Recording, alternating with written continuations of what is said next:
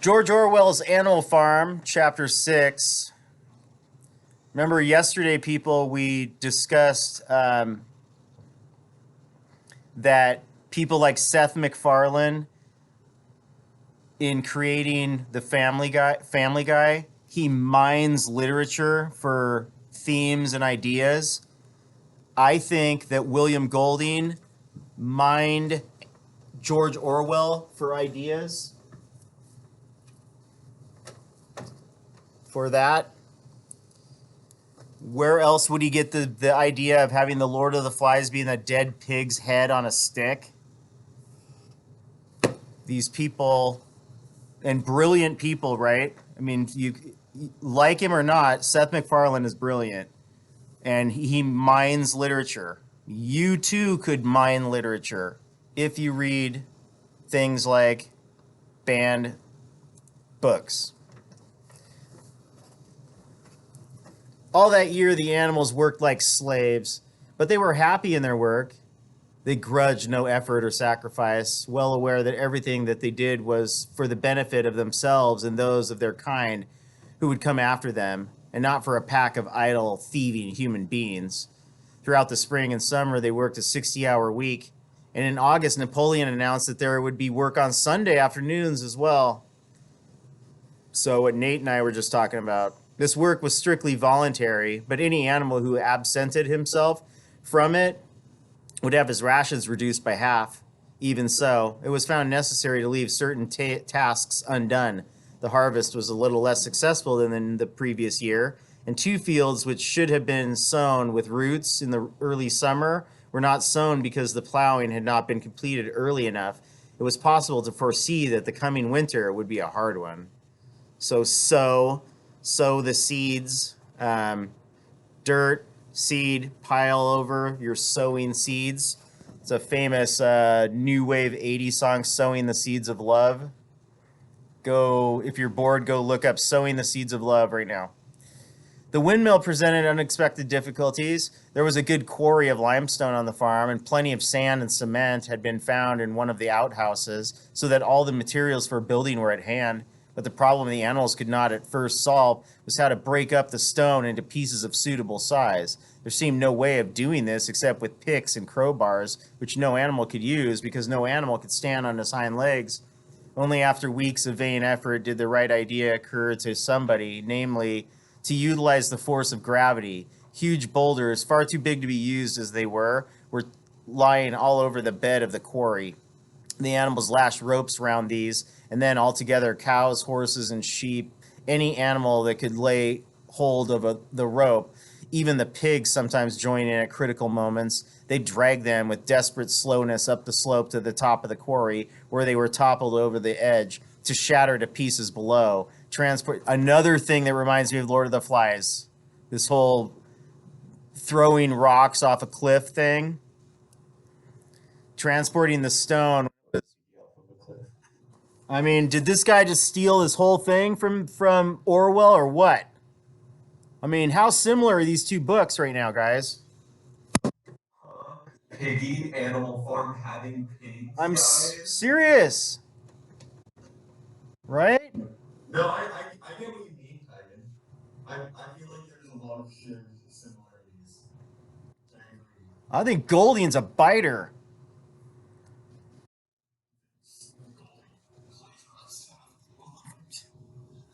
See, and you only get that knowledge by reading with me. There's so much stuff we're, man. I wish I could.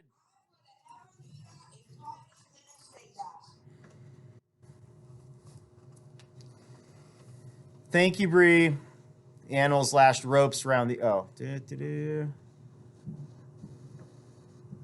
Um, Toppled over the edge to shatter to pieces below. Okay.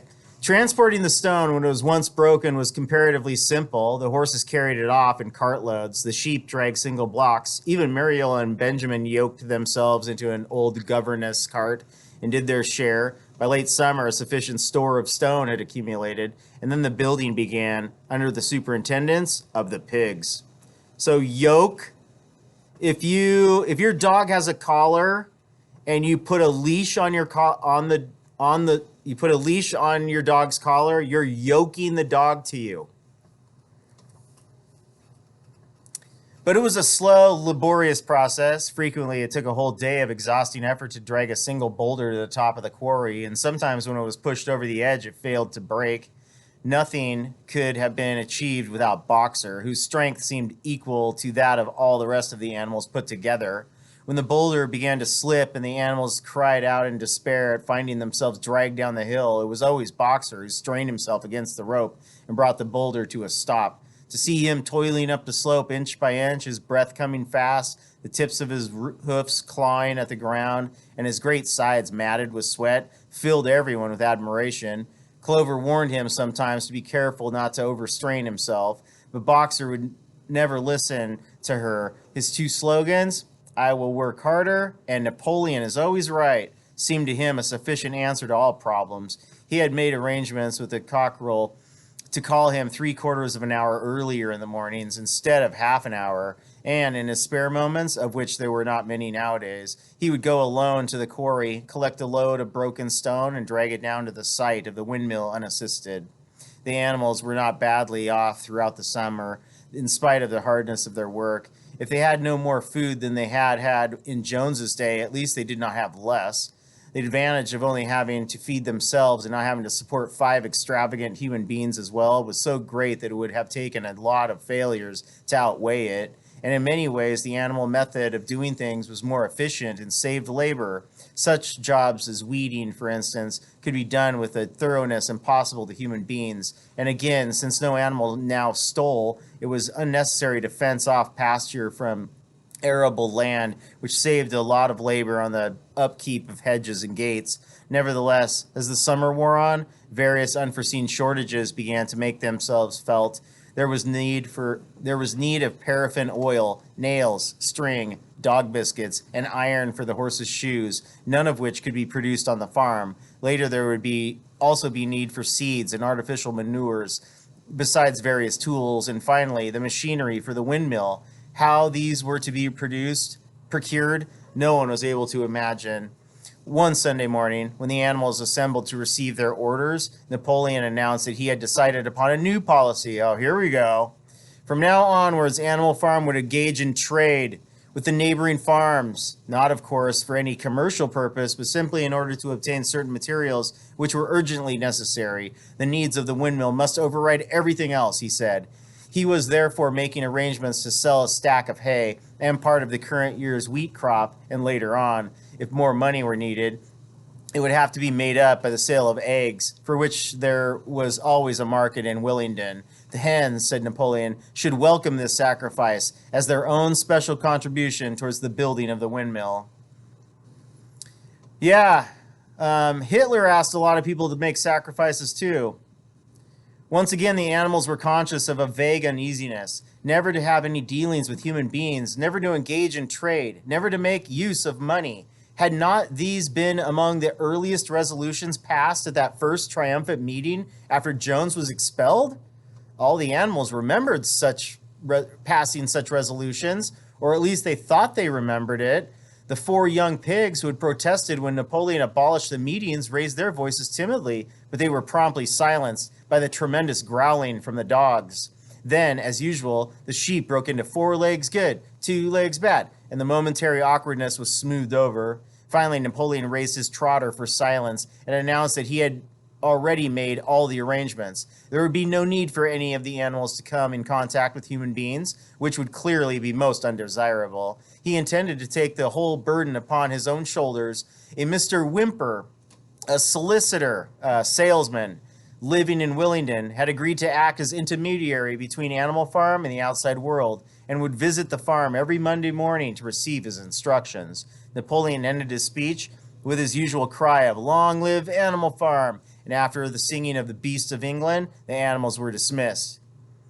Afterwards, Squealer made a round of the farm and set the animals' minds at rest. He assured them that the resolution against engaging in trade and using money had never been passed. "'Nother lie!" or even suggested. It was pure imagination, probably traceable in the beginning to the lies circulated by Snowball. Throw your political enemies under the bus. A few animals still felt faintly doubtful, but Squealer asked them shrewdly, "Are you certain? Oh, are you certain that this is not something that you had dreamed, comrades? Have you any record of such resolution? Is it written down anywhere?" And since it was certainly true that nothing of the kind existed in writing, the animals were satisfied that they had been mistaken.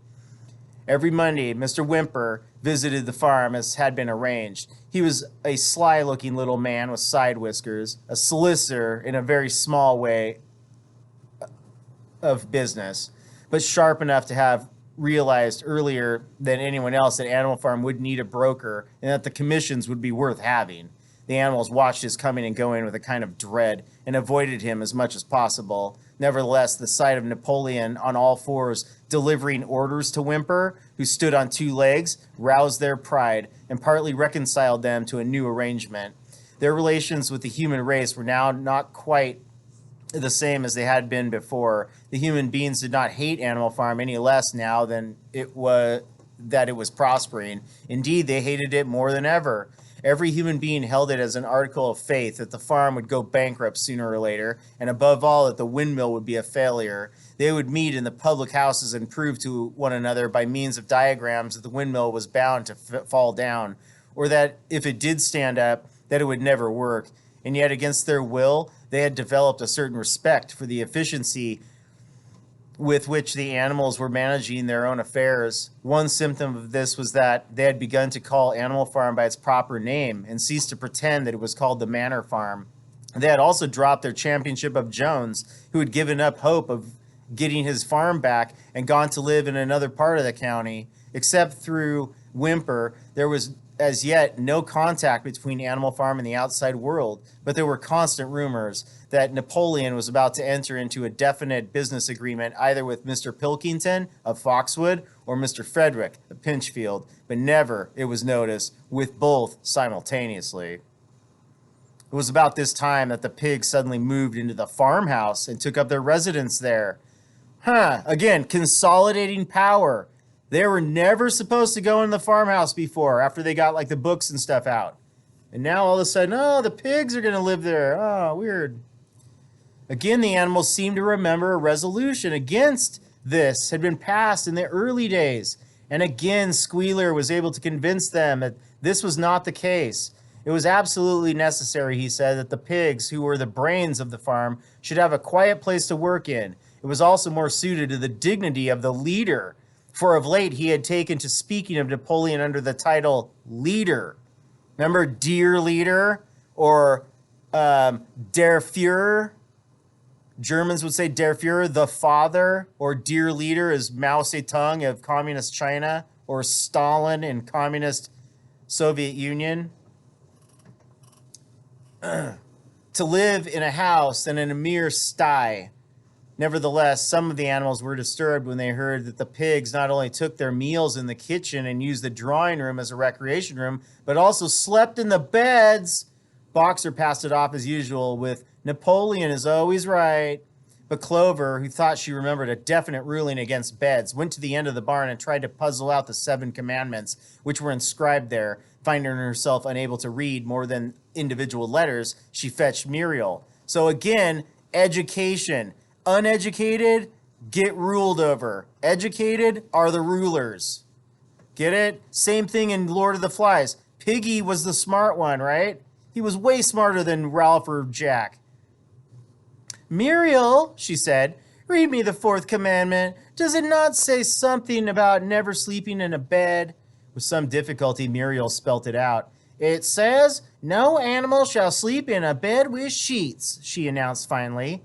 Curiously enough, Clover did not remember that the 4th commandment mentioned sheets, but as it was there on the wall, it must have done so. And Squealer, who happened to be passing at this moment, attended by 2 or 3 dogs, was able to put the whole matter in its proper perspective. "You have heard then, comrades, that we pigs now sleep in the beds of the farmhouse. And why not? You did not suppose, surely, that there was ever a ruling against beds? A bed merely means a place to sleep in. A pile of straw in a stall is a bed, properly regarded. The rule was against sheets, which are human invention."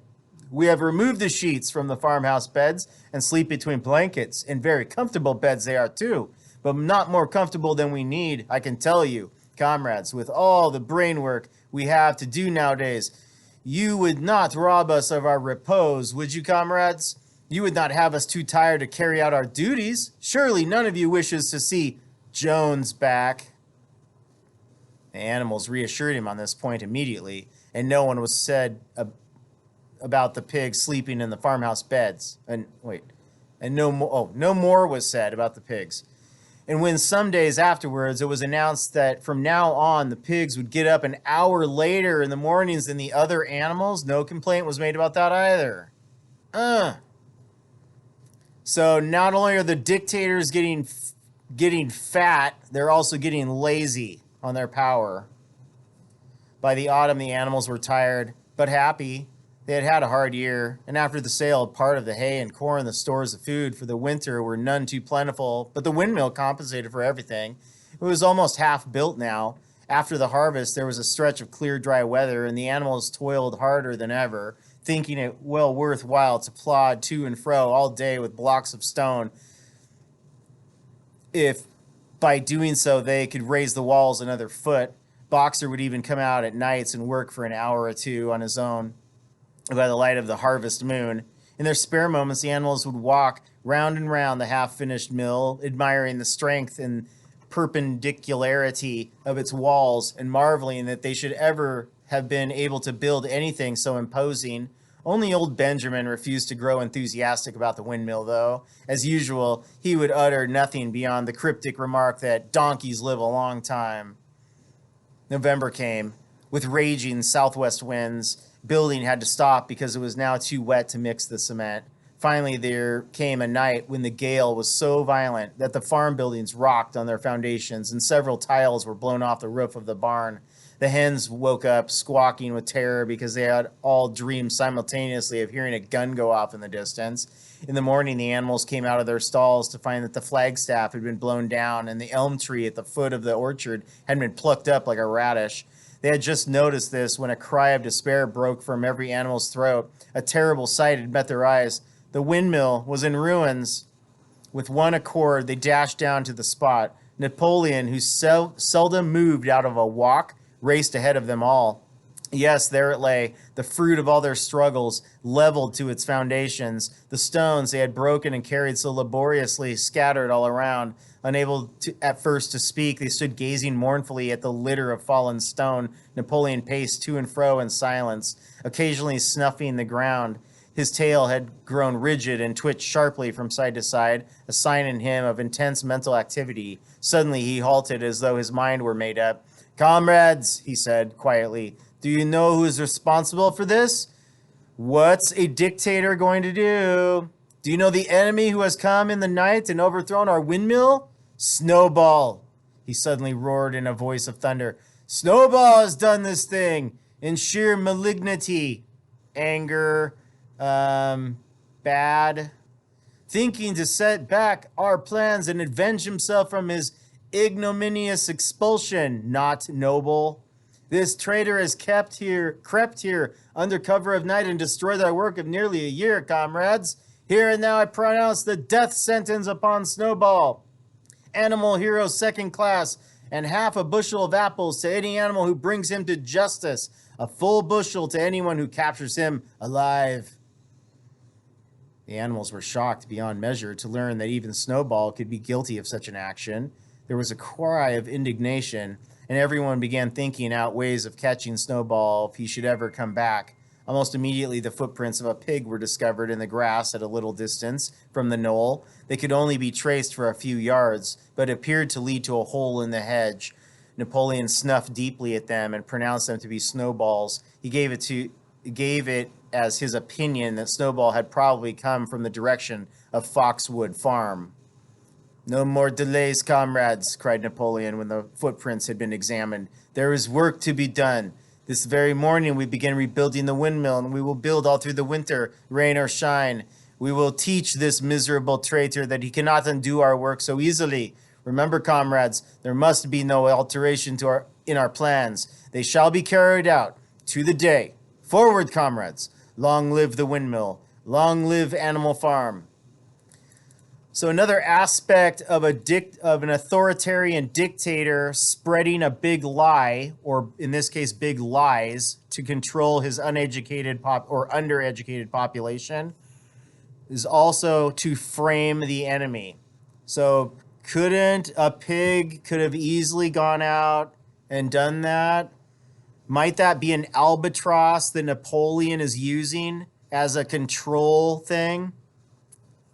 Like if I'm an authoritarian dictator and we're going to build this big thing, I could undermine it and then blame my enemy and then make you work harder to rebuild it, and it's just a cycle of this control slash not violence but like a threat, control and a threat of the dogs.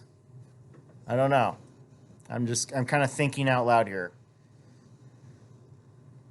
Chapter 7. It was a bitter winter. The stormy weather was followed by sleet and snow, and then by a hard frost, which did not break until well into February. The animals carried on as best they could with the rebuilding of the windmill, well knowing that the outside world was watching them, and that the envious human beings would rejoice and triumph if the mill were not finished on time. Out of spite, the human beings pretended not to believe that it was Snowball who had destroyed the windmill. They said that it had fallen down because the walls were too thin. The animals knew that this was not the case. Still, it had been decided to build the walls 3 feet thick this time instead of 18 inches as before, which meant collecting much larger quantities of stone. For a long time, the quarry was full of snowdrifts and nothing could be done. Some progress was made in the dry, frosty weather that followed, but it was cruel work, and the animals could not feel so hopeful about it as they had felt before. They were always cold and usually hungry as well. Only Boxer and Clover never lost heart. Squealer made excellent speeches on the joy of service and dignity. Ich bin Mockfry, we've talked about that before. The joy and service and the dignity of labor. Ich bin Mockfry. But the other animals found more inspiration in Boxer's strength and his never failing cry of, I will work harder. In January, food fell short, the corn ration was drastically reduced, and it was announced that an extra potato ration, can someone get Ich bin Mockfry into the chat, please? Extra potato ration would be issued to make up for it. Then it was discovered that the greater part of the potato crop had been frosted in the clumps, which had not been covered thickly enough. The potatoes had become soft and discolored, and only a few were edible. For days at a time, the animals had nothing to eat but chaff and mangles. Starvation seemed to stare them in the face. It was vitally necessary to conceal this fact from the outside world. Emboldened by the collapse of the windmill, the human beings were inventing fresh lies about the animal farm. Once again, it was being put about that all the animals were dying of famine and disease, and that they were continually fighting among themselves and had resorted to cannibalism and infanticide. Infant. It's like when you kill an infant. Napoleon was well aware of the bad results that might follow if the real facts of the food situation were known, and he decided to make use of Mr. Whymper to spread a contrary impression. Hitherto, the animals had had little or no contact with Whymper on his weekly visits. Now, however, a few selected animals, mostly sheep, were instructed to remark casually in his hearing that rations had been increased. In addition, Napoleon ordered the almost empty bins in the store shed to be filled nearly to the brim with sand, which was then covered up with what remained of the grain and meal. On some suitable pretext, Whymper was led through the store shed and allowed to catch a glimpse of the bins. He was deceived and continued to report to the outside world that there was no food shortage on Animal Farm. So there's some propaganda right there. Fill the food bins with sand and then get the dude to see it and then go spread the lie. Nevertheless, towards the end of January, it became obvious that it would be necessary to procure some more grain from somewhere. In these days, Napoleon rarely appeared in public, but spent all his time in the farmhouse, which was guarded at each door by fierce-looking dogs. So consolidate power. I don't even go out and mingle with the citizens anymore. I'm just going to hole up in here and just tell you what I want you to do. When he did emerge, it was in a ceremonial manner with an escort of 6 dogs who closely surrounded him and growled if anyone came too near. Frequently, he did not even appear on Sunday mornings, but issued his orders through one of the other pigs, usually Squealer. One Sunday morning, Squealer announced that the hens, who had just come in to lay again, must surrender their eggs. Napoleon had accepted, through Whymper, a contract for 400 eggs a week. The price of these would pay for enough grain and meal to keep the farm going till summer came on, and conditions were easier. We're almost done. When the hens heard this, they raised a terrible outcry. They had been warned earlier that the sacrifice might be necessary, but had not believed that it would really happen. They were just getting their clutches ready for the spring sitting, and they protested that to take the eggs away was murder. For the first time since the expulsion of Jones, there was something resembling a rebellion led by 3 young black Minorca and pullets. The hens made a determined effort to thwart Napoleon's wishes. Their method was to fly up to the rafters and there lay their eggs, which smashed to pieces on the floor. Napoleon acted swiftly and ruthlessly. He ordered the hens' rations to be stopped and decreed that any animal given so much as a grain of corn to a hen should be punished by death. The dogs saw to it that these orders were carried out. For 5 days, the hens held out. Then they capitulated and went back to their nesting boxes. 9 hens had died in the meantime. Their bodies were buried in the orchard, and it was given out that they had died of coccidiosis. I guess a chicken thing. Whymper heard nothing of this affair, and the eggs were duly delivered, a grocer's van driving up to the farm once a week to take them away. All this while no more had been seen of Snowball. He was rumored to be hiding on the neighboring farms, either Foxwood or Pinchfield. Napoleon was by this time on slightly better terms with the other farmers than before. It happened that there was in the yard a pile of timber which had been stacked there 10 years earlier when a beech spinney was cleared. It was well seasoned, and Whymper had advised Napoleon to sell it. Both Pilkington and Frederick were anxious to buy it. Napoleon was hesitated between the two, unable to make up his mind. It was noticed that whenever he seemed on the point of coming to an agreement with Frederick, Snowball was declared to be hiding at Foxwood, while when he inclined toward Pilkington, Snowball was said to be at Pinchfield. Okay, we're going to stop there, people.